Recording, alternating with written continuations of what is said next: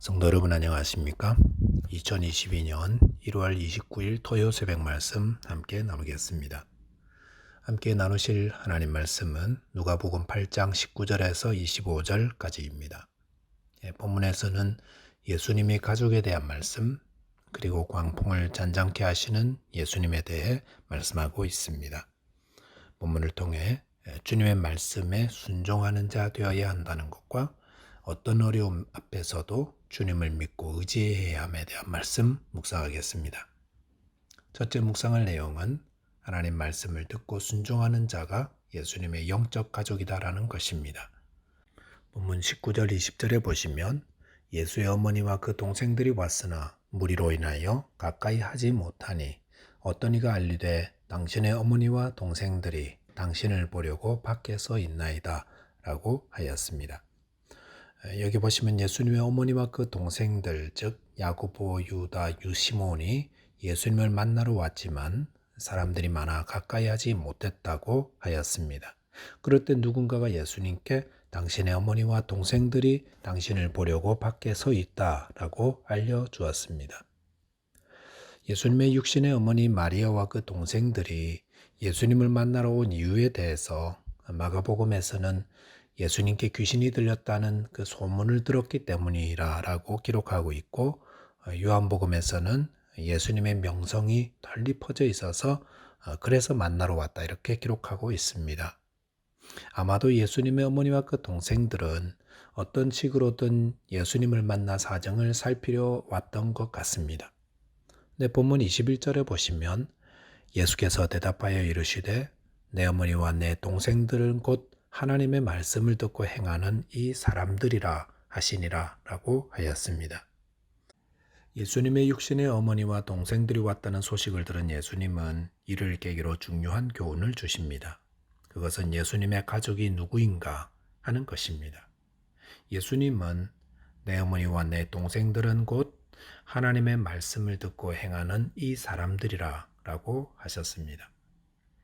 예수님은 예수님의 육신의 가족 관계를 부정하신 것이 아닙니다. 십자가상에서 예수님은 육신의 어머니 마리아를 제자 요한에게 봉양하라고 부탁하므로 육신의 어머니를 극진히 생각하셨습니다. 본문에서 예수님은 예수님의 영적 가족에 대한 개념을 우리에게 알려주고 계십니다. 그것은 하나님 말씀을 듣고 행하는 자다라고 하였습니다. 본문의 앞에 예수님은 씨 뿌리는 비유와 등불 비유를 통해서 천국은 하나님 말씀을 착하고 좋은 마음으로 받아 그것을 인내로 지키고 또 그것을 전하는 자다라고 했는데, 이렇게 하나님 말씀을 듣고 순종하는 자가 예수님의 영적 가족이 된다라는 것을 말씀하고 있습니다. 예수님의 영적 가족이 되는 것, 그것은 어떤 것입니까? 우리의 어떤 혈통이나 육정으로 따르는 것이 아닙니다. 모태신앙으로 꼭 태어나야 한다거나 혹은 기독교 가정에서 자라나야 예수님의 영적 가족 되는 것이 아닙니다.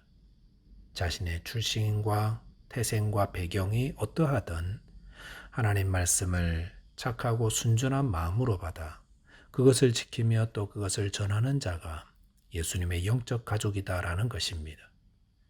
예수님의 영적 가족에게 나타나는 중요한 특징은 이 땅에서 무엇을 얼마나 소유하고 부유하게 살아가는가 이런 것이 있지 않습니다.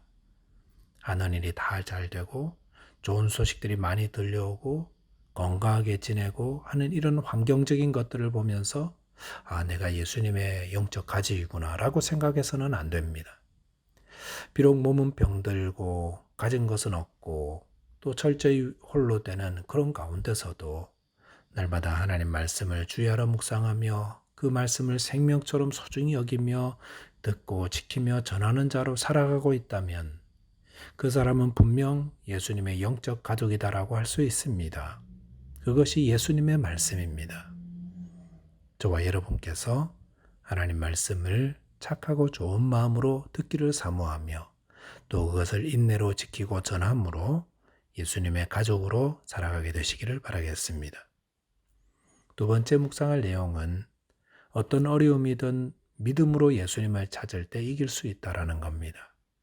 본문 22절을 보시면 아론은 제자들과 함께 배에 오르사 그들에게 이르시되 호수 저편으로 건너가자 하심에 이에 떠났다라고 하였습니다.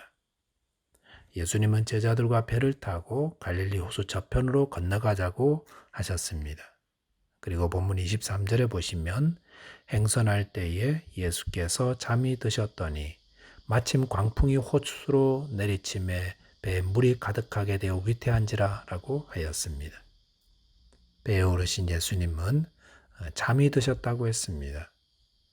예수님은 육신의 몸을 입고 계셨기 때문에 그동안에 아주 살인적 스케줄로 인해서 몸이 많이 피곤하셨고 배로 여행하는 동안 잠이 드셨던 것 같습니다. 그런데 마침 호수로 광풍이 내리쳤다고 했습니다. 갈릴리 호수는 호수의 따뜻한 공기와 헐문산에서 내려오는 차가운 공기가 만나 갑자기 돌풍이 일어나기도 합니다.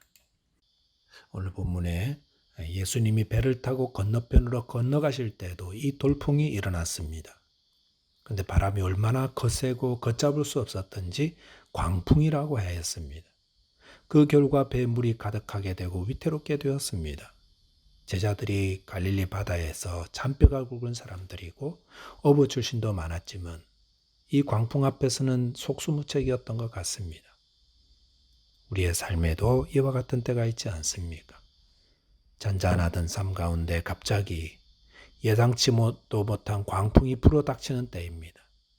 처음에는 내가 가진 지혜와 힘과 경험으로 어떻게든 이겨내 보려고 하지만 속수무책으로 바라만 봐야 하는 그런 때가 있습니다. 그리고 그로 인해서 내 삶의 모든 것이 위태로워지고 의미가 없어지고 이렇게 내 삶은 끝나는 것처럼 보일 때가 있습니다. 그럴 때 우리는 어떻게 해야 할까요? 본문 24절에 보시면 제자들이 나와 깨워 이르되 주여 주여 우리가 죽겠나이다 한데 예수께서 잠을 깨사 바람과 물결을 꾸짖으시니 이에 그쳐 잔잔하여지더라라고 하였습니다. 그리고 25절 보시면 제자들에게 이르시되 너희 믿음이 어디 있느냐 하시니 그들이 두려워하고 놀랍게 여겨 서로 말하되 그가 누구이기에 바람과 물을 명함에 순종하는가 하더라라고 하였습니다. 광풍으로 인해 큰 물결이 일어나 배에 물이 가득하여 위태로울 때 제자들은 예수님을 찾았습니다. 예수님께 주여 주여 우리가 죽겠나이다라고 2번 호소한 것으로 보아서 제자들이 얼마나 다급했는지를 알 수 있습니다. 그러자 잠에서 깨신 예수님께서 바람과 물결을 꾸짖으시자 이에 그치고 잔잔해졌다고 하였습니다. 우리 삶 가운데 몰아치는 광풍 어떻게 해야 합니까? 그것은 주님을 찾고 주님의 도움을 구하는 데 있습니다. 예수님은 어떤 분입니까? 말씀으로 바람과 파도를 잔잔케 하시는 분입니다. 무엇으로 바람과 파도가 잔잔케 되었습니까? 말씀으로 하셨습니다. 주님 말씀 한마디면 우리 삶을 무너뜨릴 듯 위협하던 광풍과 파도도 일순간에 그칩니다. 예수님이 감당하지 못할 문제는 아무것도 없습니다. 어떤 문제든 어떤 광풍이든 예수님의 말씀으로 잠잠케 할 수 있습니다. 예수님이 이 광풍에서 우리를 도우시는 분임을 알고 예수님을 찾는 것, 그것이 믿음입니다. 저와 여러분의 삶에 부는 광풍을 주님께 아뢰어 도움을 구하심으로 믿음으로 또 주의 능력으로 승리하게 되시기를 바라겠습니다. 말씀을 정리하겠습니다. 예수님의 영적 가족은 하나님의 말씀을 듣고 순종하며 전하는 자입니다. 또한 예수님이 우리의 삶의 광풍을 잠재우시는 능력의 하나님이심을 믿고 예수님을 찾아 도움을 구하심으로 모든 일에 승리하는 저와 여러분 되시기를 바라겠습니다. 기도하겠습니다. 하나님 아버지, 저에게 하나님의 말씀을 착하고 좋은 마음으로 받아 인내로 결실하며 또 그것을 전하는 예수님의 영적 가족으로 살게 하여 주옵소서. 또한 저희 삶을 위협하는 모든 광풍으로부터 저희를 지키고 보호하여 주옵소서. 예수 그리스도 이름으로 기도하옵나이다. 아멘. 오늘도 주 안에서 믿음으로 승리하시기 바라겠습니다. 감사합니다.